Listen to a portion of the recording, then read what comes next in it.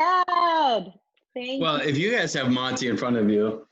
I know, I'm so jealous of everyone. I said, we're going to have a tipple of Monty. Yeah, of course. And we have Select with us too. Yes. Well, then.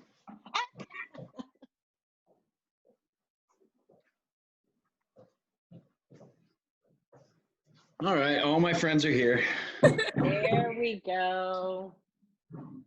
Yeah. I brought my assistant today too. Let's meet your assistant.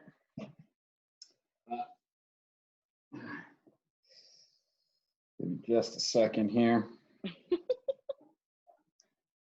It's gonna be worth it. Promise.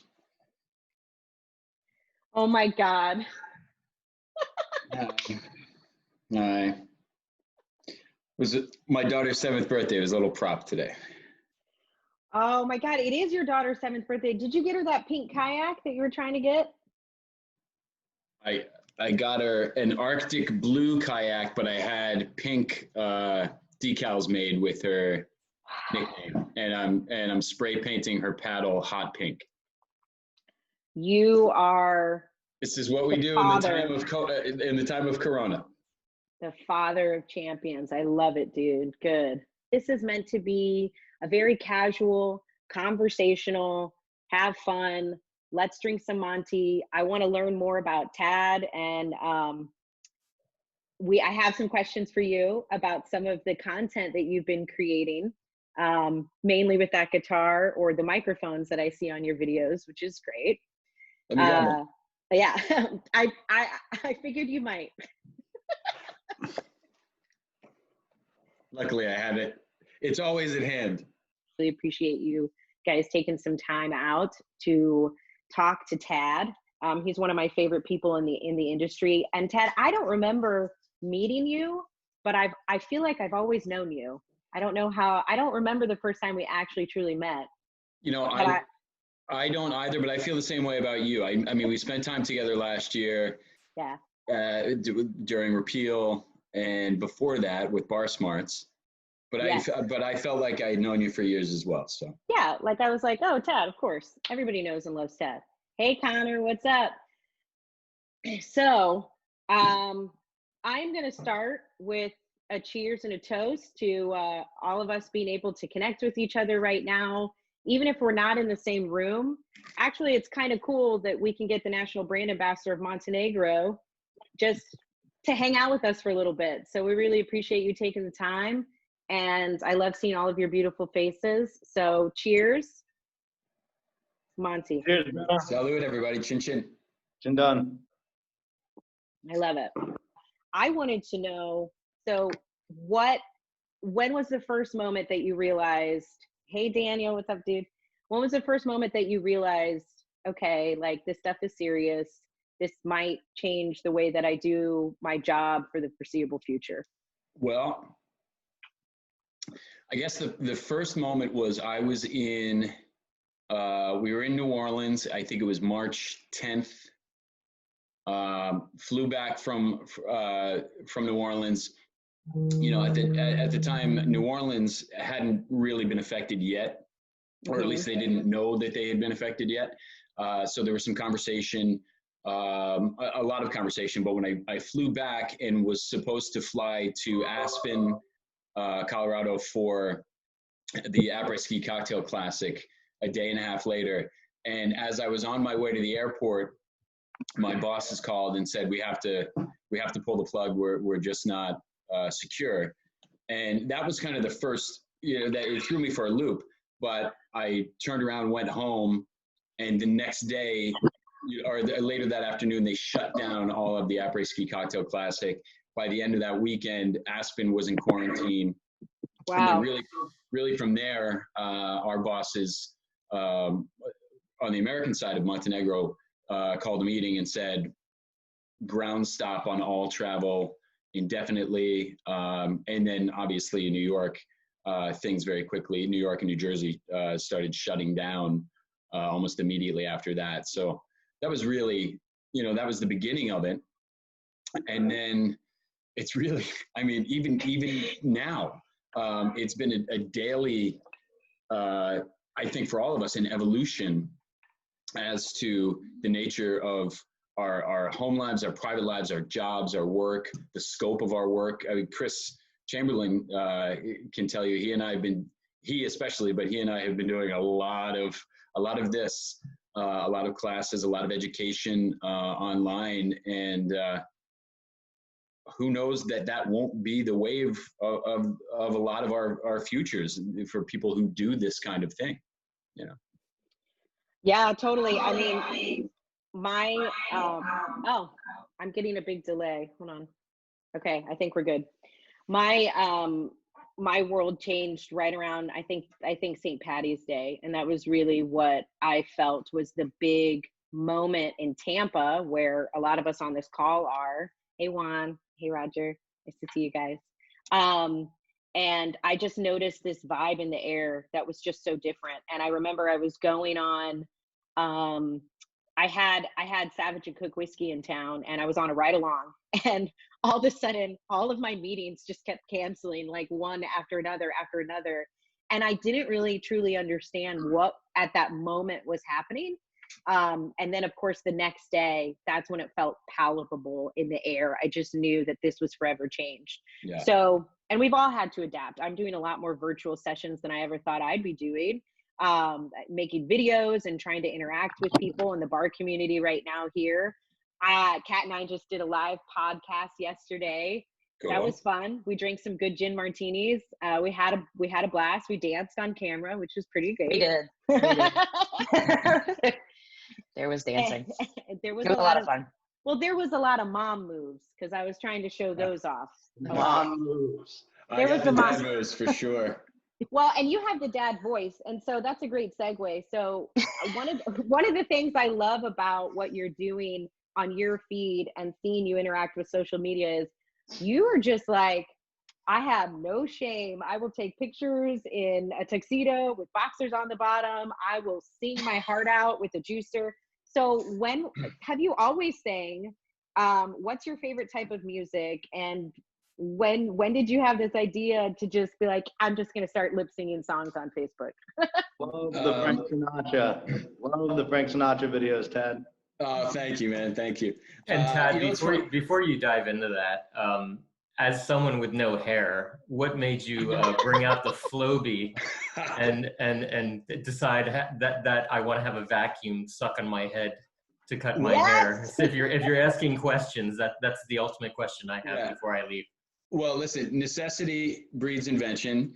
And I knew I was going to need haircuts at some point. And I live on a lake in New Jersey, and it's a very small little village kind of, but I have an aunt who lives not far from me, who is a doomsday prepper, hoarder extraordinaire, has never thrown anything away in her life, and told me that she had this Flowbee. I'm like, you have to be kidding me. Those things still exist.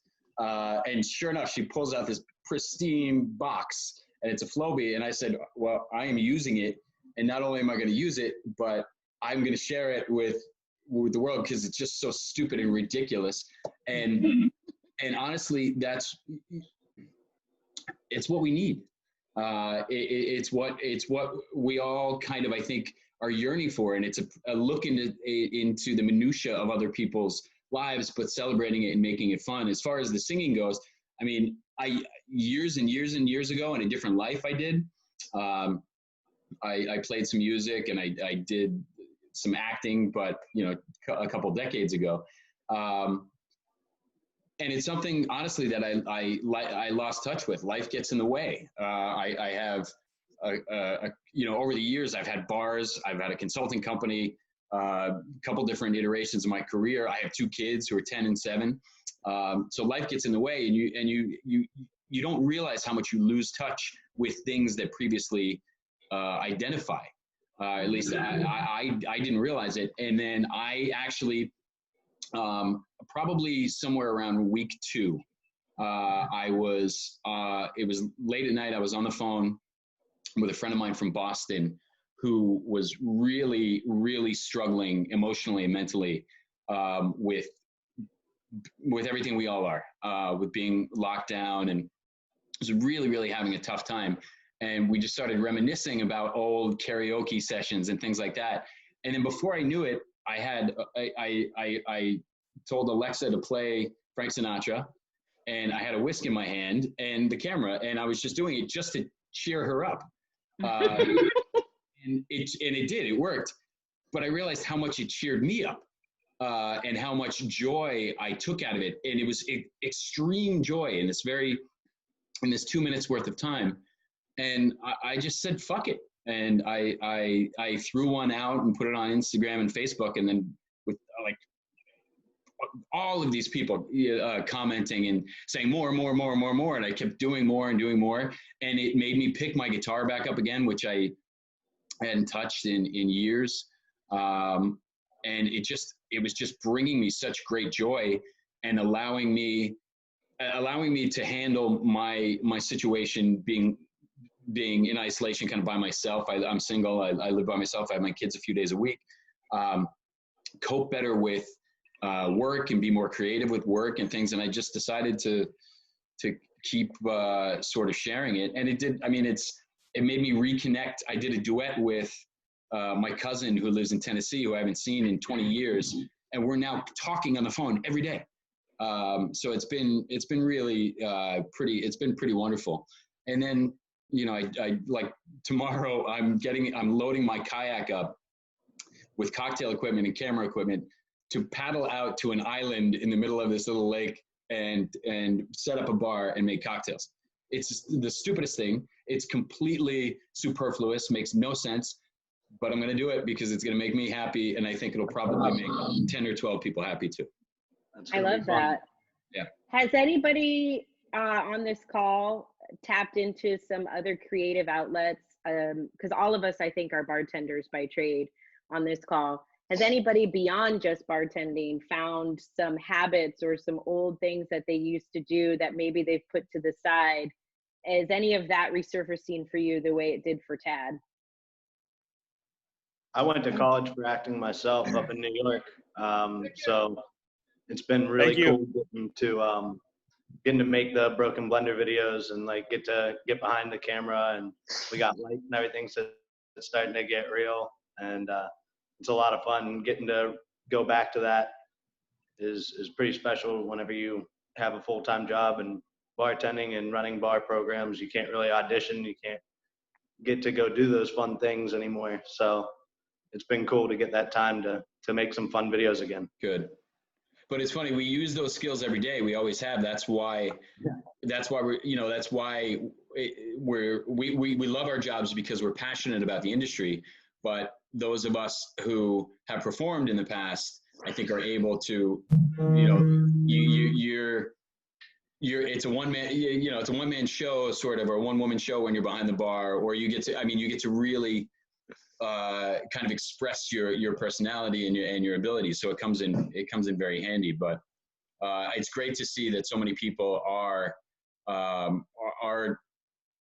being nimble and pivoting and using skills that they have either had or just picking up.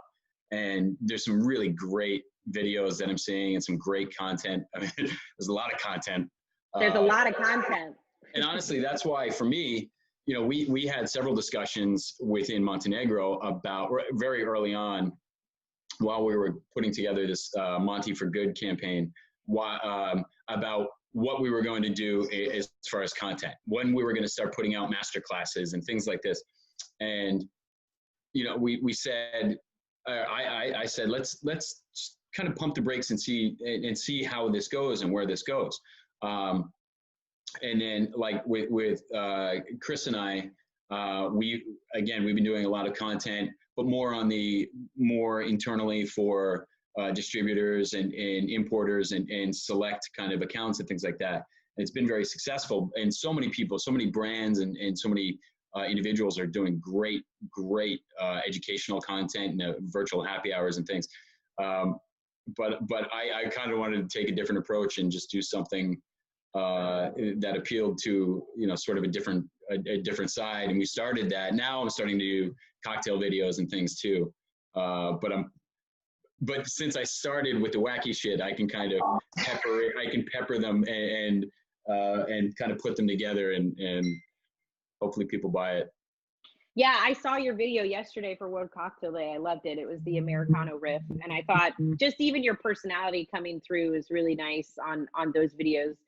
But I kind of think like Montenegro is that kind of brand. Yeah. I don't remember where or when it started, but Montenegro has always had a very special place in bartenders' hearts. I mean, I remember being introduced to different Amaros for the first time, and thinking all of them were amazing.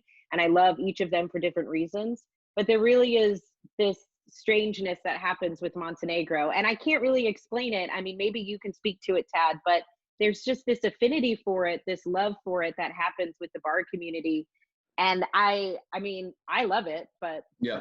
You know, it's funny. I work for the brand. I've worked for the brand now for a year and a half or so. I can't explain it either, because it's organic. It's an intrinsic thing.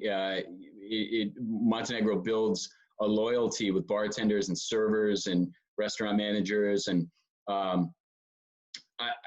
my take is that it's because it's real and it's authentic and the story is real. And I like to say that because like it was created by a guy who was 23 years old, who had traveled around the world and met, he came from Italy, which was very xenophobic.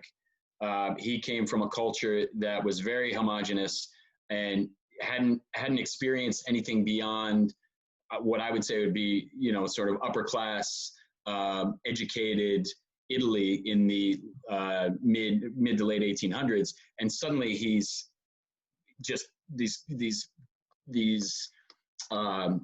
not clashes, but cultures just enmeshed and all these new experiences in so many different cultures that sort of translates because he brought those things together by way of the ingredients, brought them back to Italy, blended them with Italian ingredients to create Amaro Montenegro.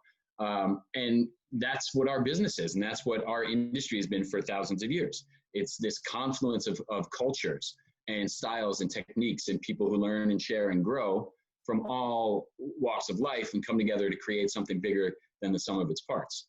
And I think you can feel it viscerally. You can taste it in the juice, and you can feel it in the spirit of the brand.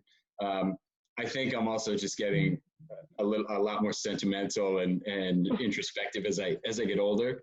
Can I ask a two-part question, Tad? Sure. How do you pronounce his name? Stanislao Carducci? Cobianchi. In Italian, the CH, there's no ch sound with a CH, so it's Cobianchi. Stanley Cobianchi. Yeah. And then, so I heard a story about the naming of Montenegro, being that he fell in love with Princess Elena of Montenegro, and so whenever he came home, he made it for her, like a dedication to her. But then I also read that she was married, and he did it as like a sentimental piece to them as a whole. Well, my answer to that will be, never let the truth get in the way of a good story.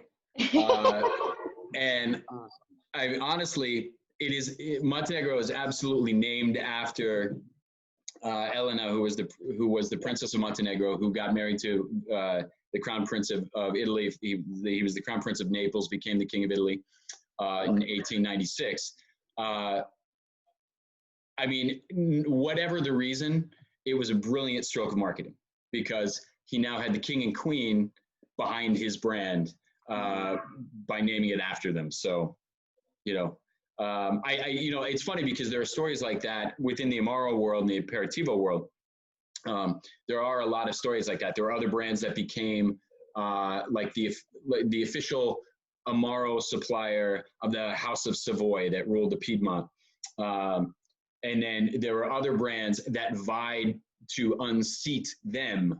And there were other brands that came along who tried to unseat Montenegro. It was very entrepreneurially cutthroat world in the late 1800s and early 1900s in the liqueur game in Italy, much like it is in the tech business now here. So it's kind of funny, but I mean, it was definitely a marketing play, whether or not he did know her, whether or not he was in love with her. And, the story goes that the premio, which is like the secret ingredient for Montenegro, was inspired by the tear that was scooped up and taken away. It's a beautiful story. That's amazing. Yeah. Does everybody know about the premio, guys? Because I didn't know about the premio for Montenegro. I didn't know that there was this secret concentrated, really powerful premio. What is it?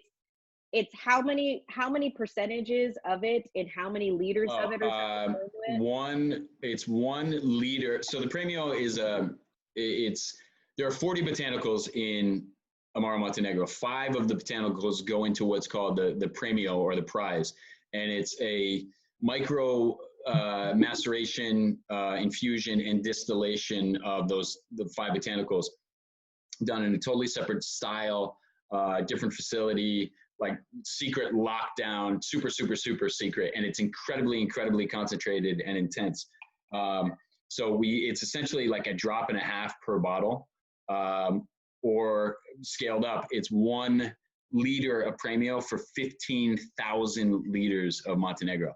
And without it, Amaro Montenegro is a delicious Amaro, but it is absolutely not Amaro Montenegro. Interesting. Yeah, it's very cool. And it's always been there. It's been there since day one, 135 years ago. It was part of the original fabrication and recipe. So.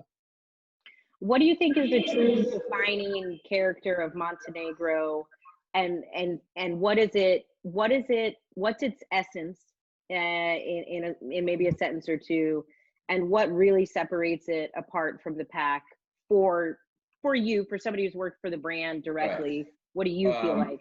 Well, it's interesting. I've been doing this a long time. I've been working with Italian spirits for a long time. I've been very lucky to work with probably a dozen or so Amaro brands over the years as a consultant. This is the first brand I've ever actually worked for. I think with Montenegro, it's balance. Balance is the key. There's so many brands out there that are so singularly unique because of 1 or 2 ingredients that are in the recipe or the formula that stand out, and we love them for those reasons, for those flavors. With Montenegro, it's like here on the XY axis, perfect. It's so balanced with bitter, sweet, herbaceous, spicy, floral, that it's just it makes it very approachable for people who are kind of neophytes in the Amaro world. But at the same time, it pleases people like us who are very well versed with the Amaro. I mean, I drink a shit ton of this. I just say that was a really good word, neophyte. I appreciate a good vocabulary, so I just wanted to give you. As do I. It's exceptionally balanced, and for that reason, I think we all know it's incredibly versatile in cocktails. You can use it as a base. You can use it as a mod. You can really play around with it and have fun because it's got so many layers of flavor, and it's while it is so approachable, it's also super unique. Any of us that are on this call, I could put Amaro Montenegro and 9 other Amari in front of them, and ask them, to call out Montenegro, and 100 people will do it 100 times out of 100. Because it's that distinct and unique, and yet it's still balanced and still versatile. It's very herbaceous. I feel like it has this eucalyptus note to it. I love the mintiness of it behind it, and it's perfume-like almost. Yeah. It's very perfumey. I enjoy it. It's like it smells like it has rose water in it or something. Yeah. See, for me, roses and like violets are always the big call out. For a lot of people, it's vanilla, They get a lot of vanilla tones. I mean, there's obviously there's a lot of baking spice, like a lot of cinnamon and cloves. Oranges are the big thing. We use three different types, or they would say like this in Italy, three different types of oranges: bitter, sweet, and these little Kinoto oranges. That's where a lot of the perfume comes from. Okay. But it's also Amaro, the main bittering agent in Montenegro is wormwood, is Artemisia. Mm-hmm. And we use 4 different types, and Artemisia brings a very floral note, a floral bitterness, almost a chamomile, potpourri type of flavor, along with a very subtle bitterness. So I think that's where a lot of that kind of perfumed element comes from. And I think it's funny, I think it's interesting because when you say perfume, that turns a lot of people off, me included. I can't stand rose scented things. But for me in Montenegro, it just integrates so well that it works perfectly. I don't know. Let me. Yeah. Well, if anybody has some, feel free to continue to let us know what you're tasting as you enjoy it. I mean, my favorite thing lately to make Montenegro with is a Montenegro daiquiri. It's delicious. It's one of my absolute favorite cocktails. And I do put Montenegro and Select together quite often and do a shot with it. It's like a bartender's handshake for me. So if I don't want an M&M because it's just a little too strong, I don't feel like drinking mezcal, I can put an aperitif, like Select with it, and I enjoy it. But for me, the Monty Dac is like where it's at right now. I just can't get enough of them. So what are your specs? Ooh, okay. I have to be honest, the best one that I've had so far, and I didn't think I would like it because I thought it would be too sweet, because I was always worried about that, is I wish Phil Van Horn was on this call, but Phil over at Mandarin Heights, guys. So I asked him for Monty Dac. I didn't tell him how to make it. He just made it his way. And I believe he did 75, 75, 2. And I thought it was going to be way too sweet. And whatever he did, it was like delicious. Because normally in the past, I was drinking it half 1, 2. And I was doing that. I was doing half simple, 1 lime, 2 Monty. And I thought that was delicious. And if you shake it with some mint, that's great as well. Oh, yeah. But I still like the 75, 75, 2 with it. I still think it's delicious. I like that too, very much. Yeah, are you a 75, 75, 2 guy? Yeah, I mean, if I'm doing it straight, if I'm doing Montenegro as the only spirit, yeah.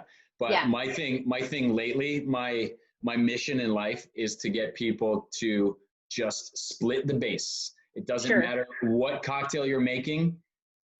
Any style of cocktail, any spirit, try it, splitting the base, equal parts Monty and whatever your other base spirit is. It works 90% of the time. Obviously, you start there and you make small tweaks, but we do it with rum, do it with gin, do it with tequila, mezcal, rye, bourbon, high rye, high wheat. It doesn't matter. Like that's my other thing is it's hard to screw up a cocktail with Montenegro. I found at least. So splitting bases on everything. So I'll do a daiquiri where, especially if it's doing something with overproof white or with a Martin rum works really, really well. And then oftentimes we'll do it and I won't put any sugar in whatsoever. Okay. Like really kind of, guts it up because you're reducing the overall volume of alcohol. So it's not quite as gutsy, but it makes it a savory daiquiri style or margarita or something like that.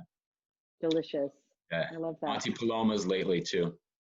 How do you make a Monty Paloma? What's the recipe? Same thing, just separating, either doing 1.5 ounces or 2 ounces of Montenegro, fresh grapefruit juice, little lime, salt, and a little 1.5 ounces of soda.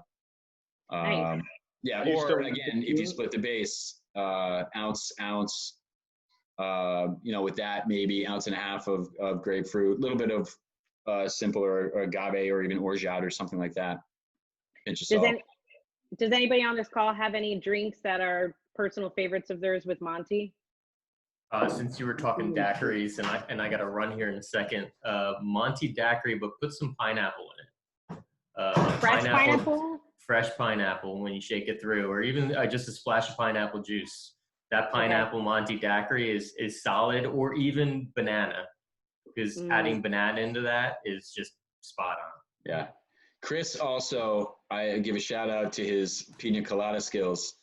We were in Chicago in January together, and we did a dinner, and he did a pina colada that had, I think, like a half an ounce of Montenegro in it or something. Yeah, we did pina colada, and we also did the Jungle Bird. And the Jungle Bird. Yeah, because we added coconut. We added coconut to the Jungle Bird, but it was actually more focused on Select than Montenegro. But both products, I mean, bow down. You're working for the right people. Those things are good. Yeah. Yeah. I posted a video last week. I did a drink called the Dirty Jersey Bird. That's solid. Yeah. So it's essentially a Jungle Bird. I use Diplomatico instead of Blackstrap to lighten it up a little, because Select's a little lighter than Campari. But I had to tone down the garnish. The garnish on the Dirty Jersey Bird is a green olive, to make something dirty as something would. But the final garnish on the Dirty Jersey Bird is the Jersey Bird. So it's served along with one of those. But that's the only way to drink it. it feels good when you serve it to a guest. And when we're doing it now, the way we get away with doing it is we're saying, this is for you. This is for a Corona. Not for your entitlement behind at the bar, but it's just Corona. We love all guests. We love you. Always. That's awesome. Well, so I don't know your personal journey to how you became an ambassador, and I know it's funny. A lot of bartenders in our journeys as bartenders, it's like we start off as servers, cocktail waitresses, typically hosts. I know I started as a host, and then I basically did every single thing in the restaurant world before I even got behind a bar. And I got behind a bar mainly because I was in the right time, right place. Sure.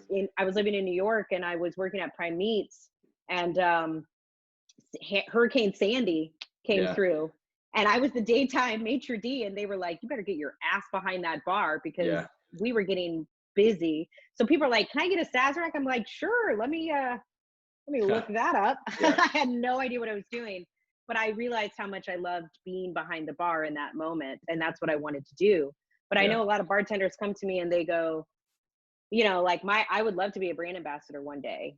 What was your personal journey into how you became a brand ambassador and all the things? Because I know you do lots of other stuff besides just this. So what's your journey? Yeah, well, I've been in the industry for 33 years. If I'm counting from the very beginning. I came to bartending much the same way initially. I was working I grew up in New Jersey, and a friend of my father's owned a catering hall, like a wedding hall. Mm-hmm. And I was this scrappy 14-year-old kid. I was like making more money than anybody else in my grade because I was bussing tables. I was bar backing, doing everything. I was like the utility kid. And one night, a service bartender didn't show up for a wedding. And the service bar was in the kitchen, and all the servers were these crotchety, people in their 50s and 60s who, they couldn't have cared less. The owner, again, was a friend of my father's, so he thought he could take a little license, and was in a tight spot, and basically said, take this. And he handed me a copy of Mr. Boston's cocktail book and said, get in the kitchen, don't speak to anybody, put your head down and make the drinks. And I had absolutely no clue what I was doing. But I got behind this little tiny countertop service bar, and I started making the drinks of the day, which were the grasshopper, the stinger, the old school, old fashioned. So like my first night out, I was muddling shit, just pulverizing, destroying things. Probably my ticket times were 8 or 9 or 10 minutes for one drink. but there was so much energy and freneticism, and it was just like this madcap. It was like the whole thing was a blur. And then at the end of the night, all the servers all got a big kick out of it and stuff. And they all came up and started handing me like $7 or $8 each. And I think I made like $63. And I said, this is it. So I did that a little bit. Obviously from there, I didn't start bartending in earnest for another 6 years, but in between there, I was a pizza cook. I was a waiter. I was line cook. I did all these different things. But since I was, about 20 or 21, I was bartending first in New Jersey, then in New York for 6 or 7 years. And then I bartended in Dublin, Ireland. And then I moved into the wine side, and I worked for Windows on the World as the assistant cellar master, assistant sommelier. I was studying wine. I left almost a year to date before 9/11. And then from there, doing the same thing you did. I was a GM. I was a beverage director. I did all different things for different establishments. And then right around 2003 or 2004, running bar programs, doing cocktail programs. Back then, there were very few people doing this. So anybody who did started to get some attention. So I started getting attention from publications and things like that. I started being invited to do cocktails for magazines or go on trips and things like that. And people started asking me to do cocktail programs for them or do education and training and things like that.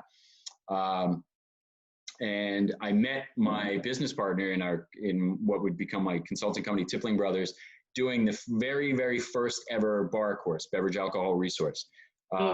We both got invited to do it in 2006, and we met there and started our company, and did that until the beginning of 2017.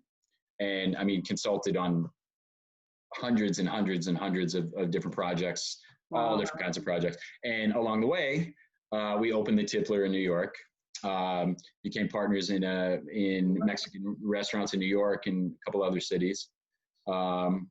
And then we just kind of got, 2017, we decided it was time we wanted to kind of cool down a little bit. Both of our families are getting larger. Didn't want to chase paychecks anymore, chase invoices. I didn't want to write a $2,000 check for health insurance every month anymore. That was a big one. And started looking. And then, so I became a brand ambassador for Amaro Montenegro in 2018. Okay. I never in the trajectory of my career did I think I would work for anybody, let alone work for a brand. But it was a brand that I had known for years, had always been using in my own places and cocktail programs and consulting programs and things like that. And as I started to get to know the people who work for the company, I said, I'm going to give this a shot. So the first half the first 6 months or so was kind of part-time probationary, still doing a lot of other consulting.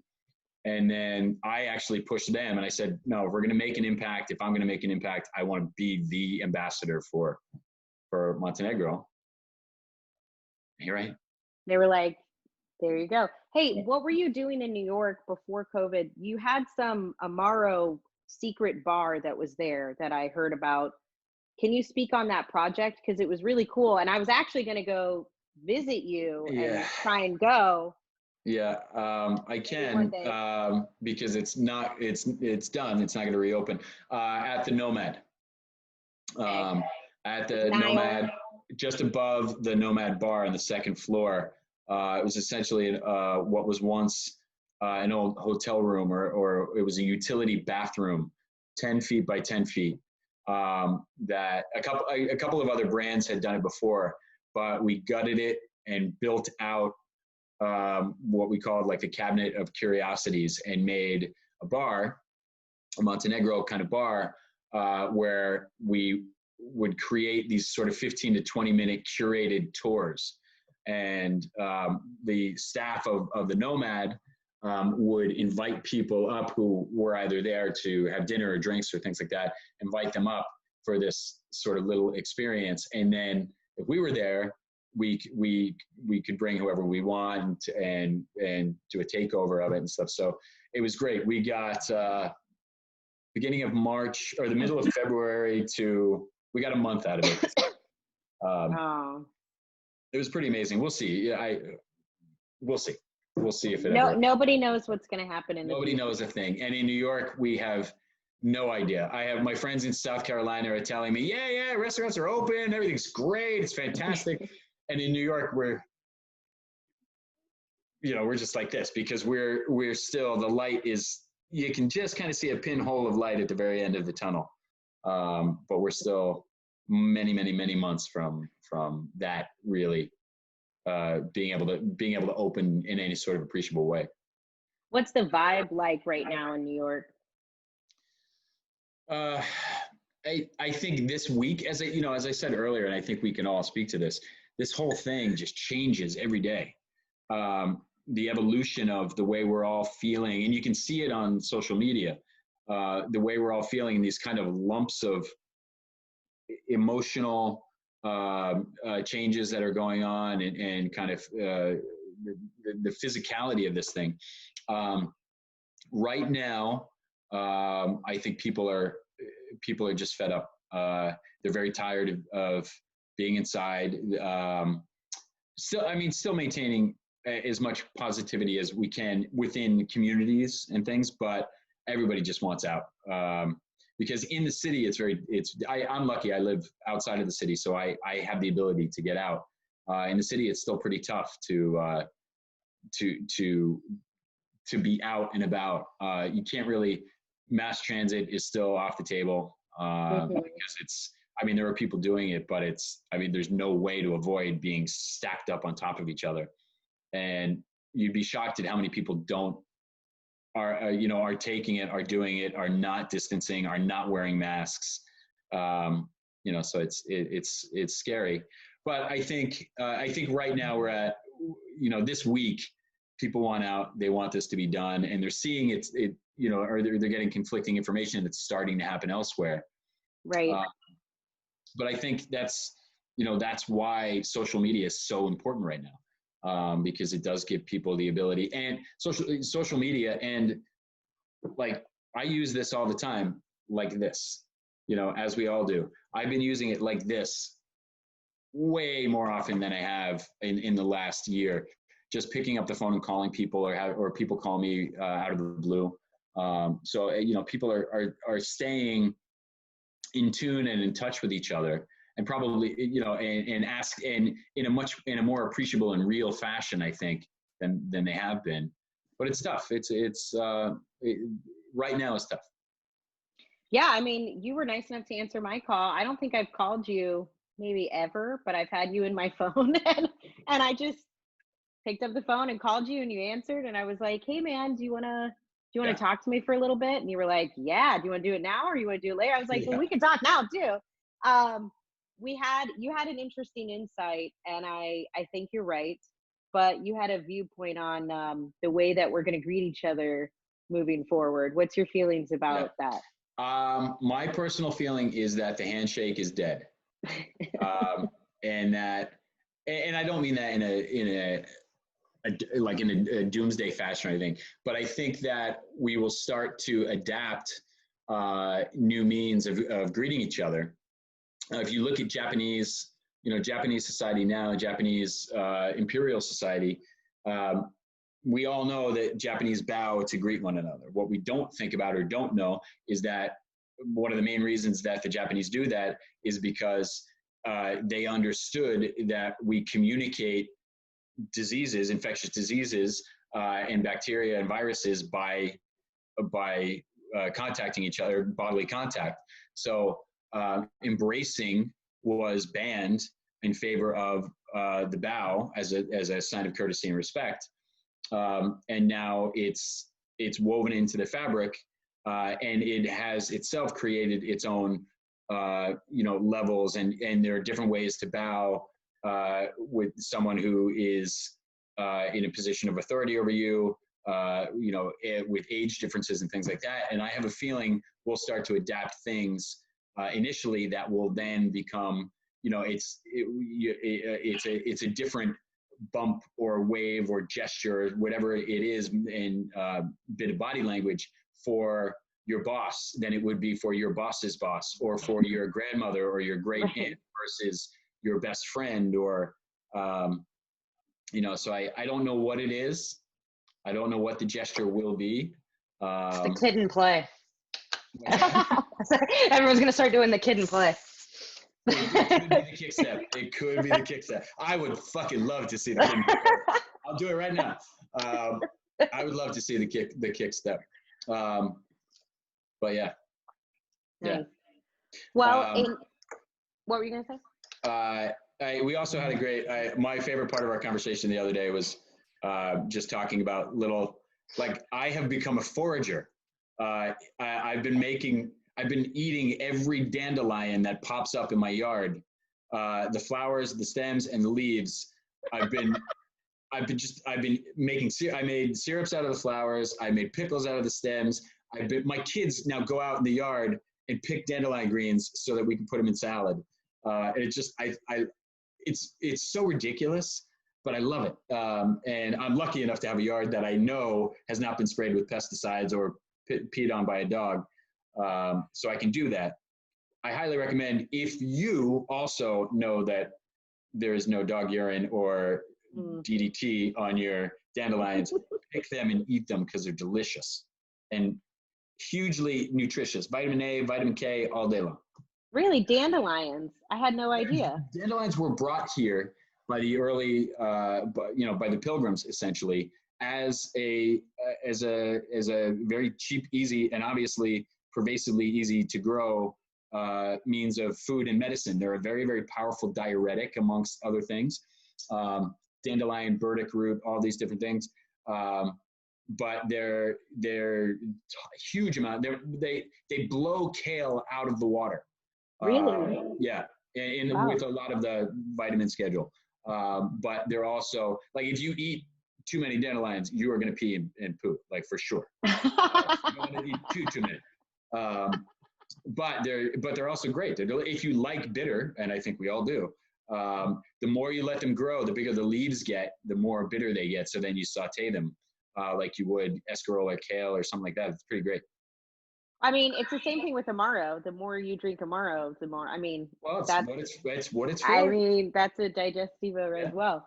Yeah. Well, thanks for spending time with us today, Tad. In closing, does anybody have any thoughts, quid pro quos, delusions of grandeur that they would like to say to Tad or to the group before we end our call? My entire life is a delusion of grandeur, so I Mine too. Perfect. We're in good company then. Yeah. I love it. Well, I'd like to, guys, thanks for taking your time to sit with Brenda and I. Thank you. Obviously, thank you so much for the love and support for Monty.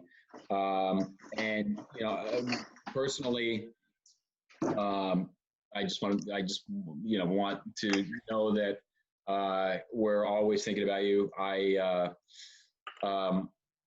I've been doing a lot of introspection and taking this time to kind of look inward and do what I can to, make sure that the best. This is going to sound so hokey and corny, but the best I can make the best me that I can in whatever it is that I'm doing. And a lot of it is just kind of looking inward and asking myself to answer the questions that I have that I always ask outwardly. And a lot of times if you just kind of look inward and think, you find a lot of the answers yourself. And look forward. Time only moves in one direction. One of the greatest things my mother ever taught me. Time only moves in one direction. And it's amazing how helpfully kind of soothing and consoling just that little phrase can be when you're in the shits, especially if you're in the weeds. To the dandelion weeds. In the dandelion weeds, yeah. But thank you for taking the time. Thank you. So I'm going to bow to you. So, because I'm going to start. So I'm going to practice my bow as we get off the phone. So here, what? Maybe we do the Great. fist bump. We do the fist bump. Okay, The owl so or this something. will I be like that our, one. this will Or be we- our greeting when we see each other in person. It'll be like Could do kid the and kid play, and then it'll be this, the elbow, and then it'll be Yeah. perfect. Well, Yeah. cheers, guys. Salute. Thank you so much, Cheers. Tad, for your Thank you, time. Tad. Thanks, guys, for everybody Thank you getting guys on. very It's so good much. to see your faces. I love and miss all of Brenda, I you. love you. Thank you. Cheers, guys. Bye, guys. Arrivederci.